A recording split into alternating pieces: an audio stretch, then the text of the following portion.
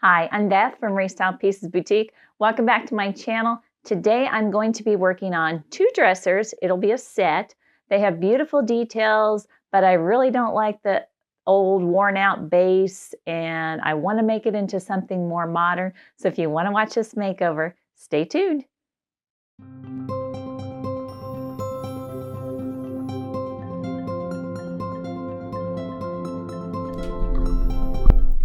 First things first, I like to check the drawers and see if they are moving correctly and they're not rubbing anywhere, just to kind of see if there's anything I need to fix. So I noticed this one drawer was pushing in too far, and so I knew that I had to fix the stopper. These stoppers are in the back. They're little wood pieces in the back, and it has one on the right, but look over to the left and it doesn't have one on the left.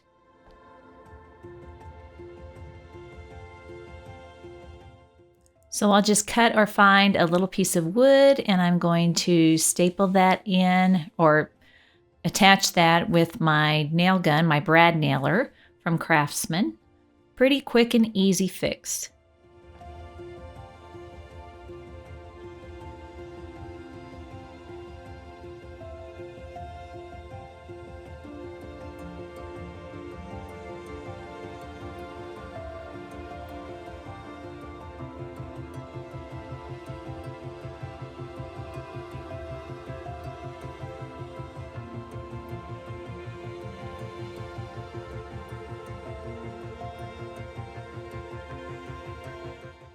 So I'm going to check this drawer now to make sure both sides go in equally and it lays flush as it should with the front of the dresser. Boom, there we go. Success. So now I'm going to move on to the next step, which is to remove my hardware and get this piece cleaned up.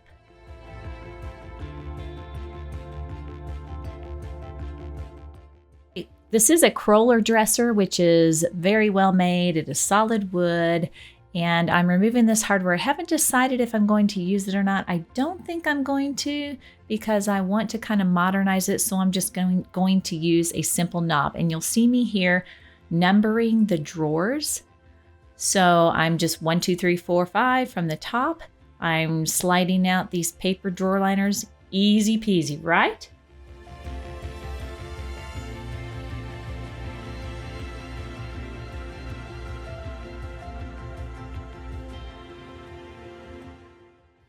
Not so much when I got to some of the drawers. There was this really sticky contact paper that was in the bottom, so I got out my Wagner heat gun and I just put some heat to it to loosen up that glue that was underneath the contact paper, and I went to town. You got to be very careful with these heat guns. Don't put them on too high if you're doing this at home.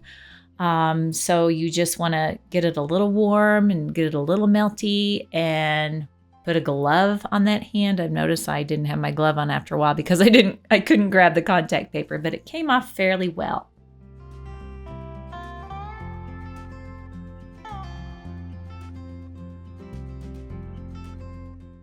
Time to get serious because there were more than just the one. There were 4 of the 9 drawers had this really sticky contact paper, and I got that out, swept these out really well so I could get all the dust out of them, the drawers, the insides, and then I'm going to be cleaning them with Pure Power. It's from Farmhouse paint. It is a cleaner, degreaser, gets off waxes, dirts, all that furniture polish that you don't want to use and you don't want to have on your furniture when you're trying to refinish.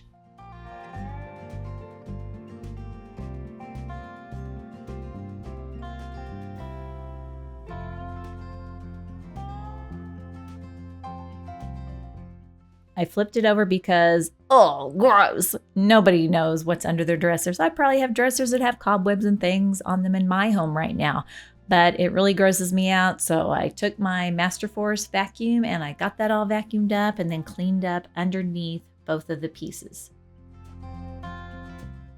So I'm going to remove all of the feet on this piece. I'm using a hammer and this painter's tool, and I'm just going to unscrew all the screws in the feet, and then I'm going to pry those off.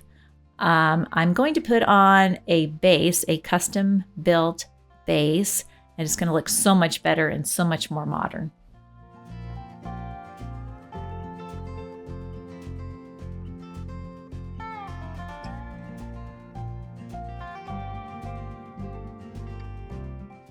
Sometimes the bases or the feet that you take off of these old dressers are super easy and you take the screws off and it's fine, it's good.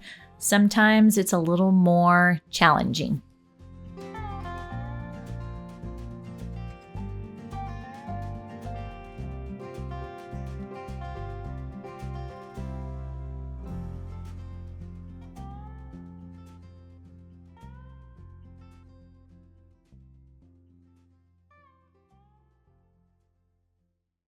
So I got my painter's tool and got that excess off. And not to worry, I'm going to make this surface all even when I get to the point that I'm going to put the new base on. I'll just sand all that off nice and smooth and it will work perfectly.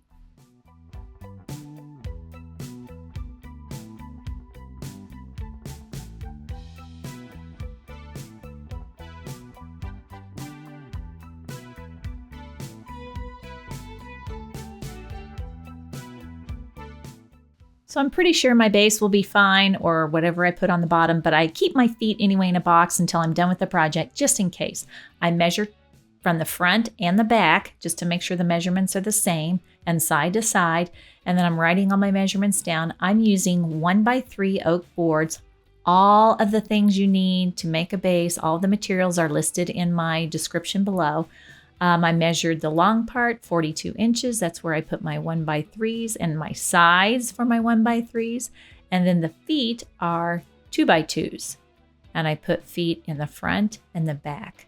And you will see a more detailed video in a more detailed explanation in a video of how to make the base in the card that I've put up at the top.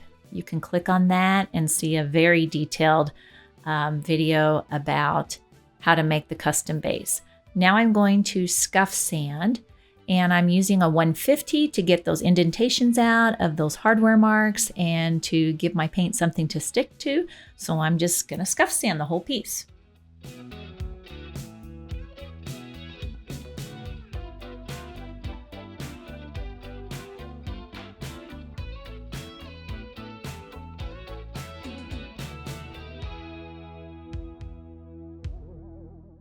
So here you can see in those places where the hardware was, I have sanded off all of the finish. And so it's going to be a little bit different texture and the indentations are different. So I took my Bondo glazing and spot putty and I filled a bunch of dents and dings. I filled all those hardware places so that when I go to sand all that, it's going to be smooth. Here I am getting my lumber for my bases. So we went to Home Depot. We have a Hyundai Tucson and it fits. The 8-foot boards fit if I put it on the dashboard all the way to the back of the vehicle. So here's my pocket hole Kreg jig, and I've got my pieces upside down, and I'm getting ready to cut my boards the right lengths, and then we'll assemble the base.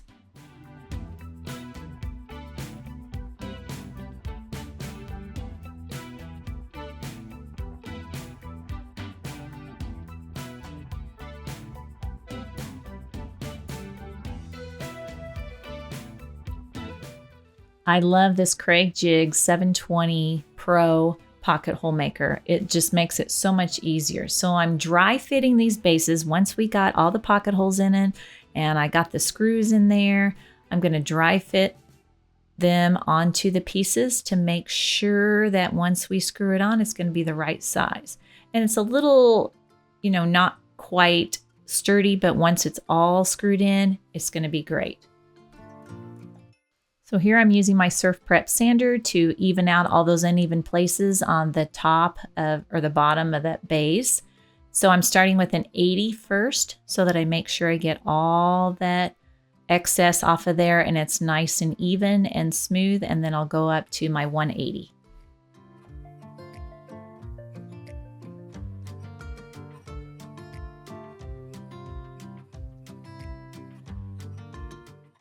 And we're getting ready to put the bases on, screw those onto the bottoms of our pieces, and it really helps to have someone else, an extra set of hands. So my husband is very helpful and always willing to get in the middle of what I'm doing and help me out. So I'm just screwing in those screws from the pocket hole holes that I made, and he's checking to make sure it's going in fine and not coming out the other side. My screws here were 1 inch. The last time I did this, and there was a little trim on the bottom of the base. A couple of them came through when they were 1 1/4 inch, so I had to make them a little shorter. So they are perfect. They're holding up fine, and we're gonna flip it over and see what we got.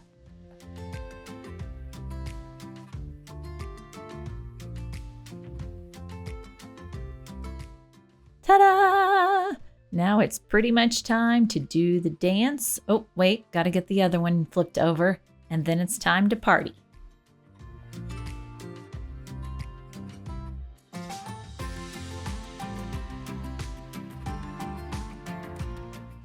And here's the celebration. Yes! Now I'm just continuing to scuff sand the pieces, and then I will move on to the next step.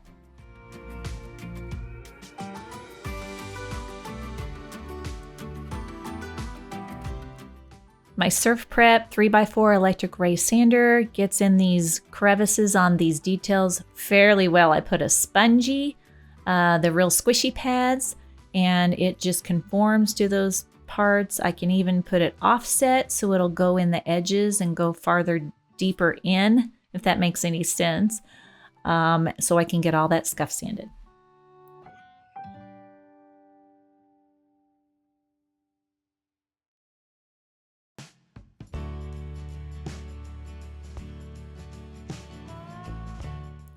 I'm just spraying a little water on my rag and getting all the dust off.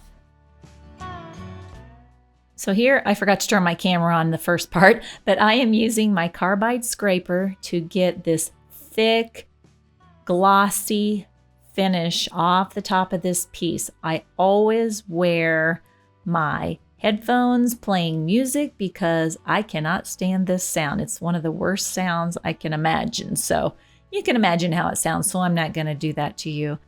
So then I'm using my Festool orbital sander with the vacuum attached to it to finish up sanding this top down, because I want to, like I said, leave it bare wood, stained wood. I wasn't sure, but once I added some water or actually I put my wood conditioner on it and it looked beautiful, so I didn't do anything else. I didn't stain it. I just I cleaned it off, let it dry, and I top coated it.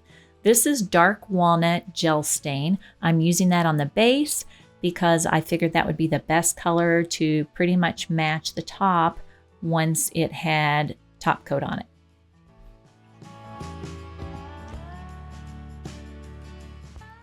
The gel stain I'm using is oil-based, so I will have to wait 72 hours before I add my water-based top coat. It needs to dry completely. And I'm using a staining pad, one of the easiest things for me. I just dip it in there, get the excess off, and then I use my staining pad to apply my stain. This is from Varathane. Like I said before, I list all my products down below so you can see and purchase if you would like to purchase those products.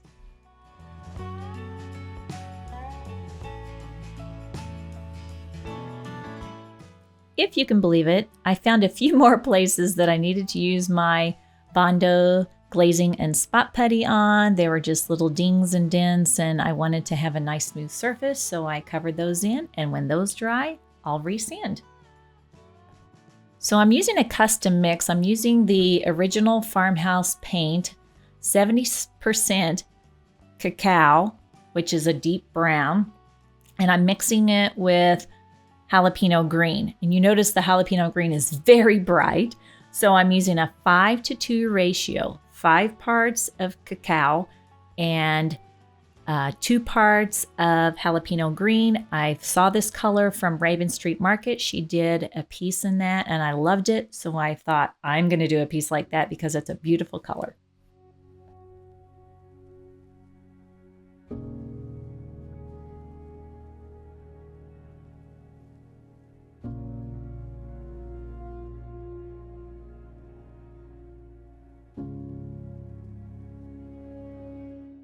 Stir, stir, stir. There's a lot to mix up, but look at how that color comes together. Oh my goodness, it's going to be so pretty on this piece. Showing up a little bit lighter here, but it's going to be gorgeous with that base and the top.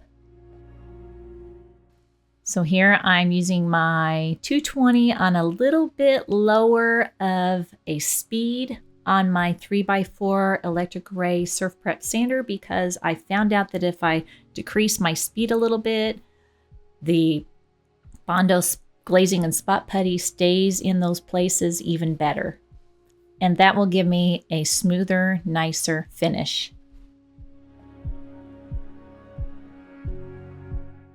This is a little flexible gator sanding tool. It is the perfect tool to use on edges or small spaces or just an area that you want a little more control.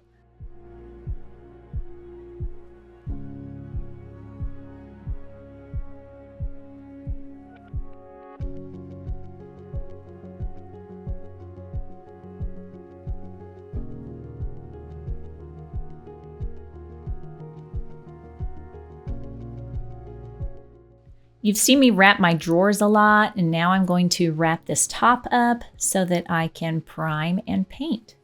I'm using Scotch painter's tape and plastic in one, and I just love this stuff. It takes a little bit more time. It's not bad at all, especially when you've done it several times, and it just protects your surface and gives you a nice clean line.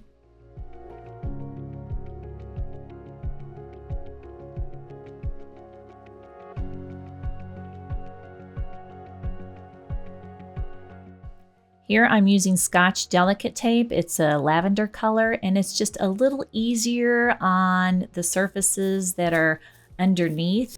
It's just better for delicate surfaces or paint, and I like it when I'm putting it onto bare wood as well.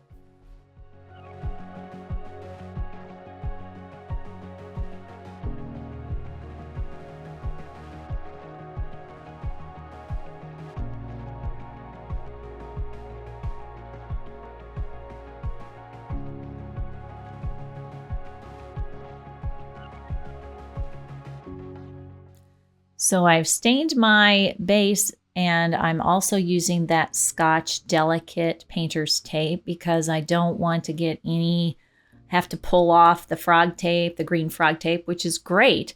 But in this case, I don't want to pull off some of my stain as well. And then I'll add the Scotch plastic right over that delicate tape.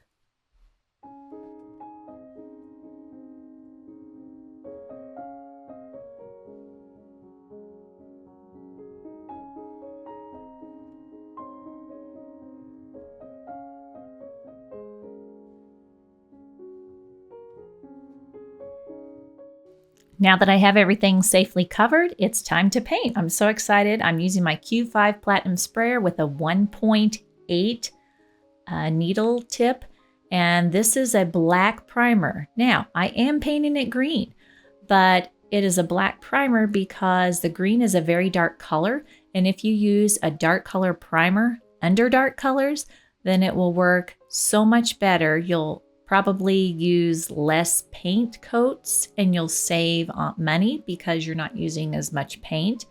And I will have a nice smooth surface. I won't have bleed through. I will have good adhesion. I just love this Aqualock Insul X black primer. So after the primer dried, I noticed that there were still indentations that I could see even though I filled those in. So what I'm going to do, it's very shallow, so I'm using this Rust-Oleum Automotive Primer 2-in-1 filler and primer, and I'm just spraying those areas with that filler and primer. And if I do a couple of nice light coats it will just fill that in. I can sand that very, very gently with a 220, and then I'll be ready to go. These are Surf Prep rad pads. It's a very, very fine little thin foam pad, and I'm just scuffing gently my primer to get off all the little nubs or little imperfections that are on there to make it nice and smooth and ready for paint.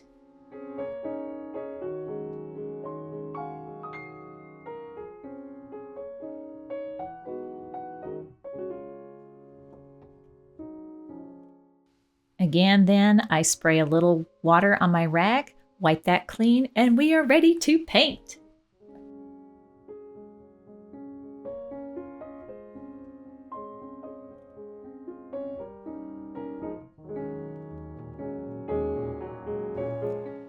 I call this color Raven Street Green because the name of the business that mixed up this paint, Anna from Raven Street Market, mixed up this combination, and I felt like she needed some kudos for that because it's a beautiful color.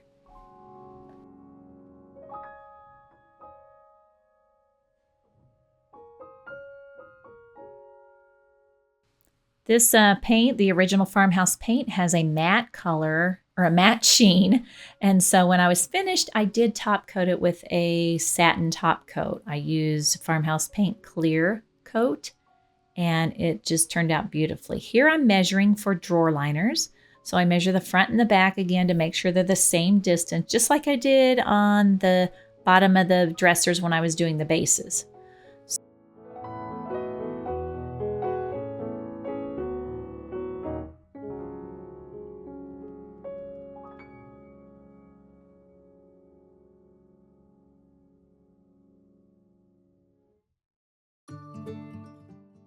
One of my favorite tools is this Fiskars rotary cutting tool. I love that thing.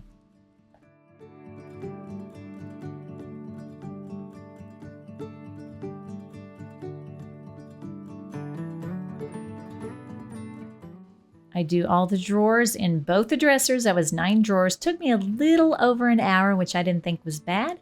And now we are ready for the big reveal. Here the dressers are before, and here they are now. The top, the base, the hardware, that beautiful color. I'm in love.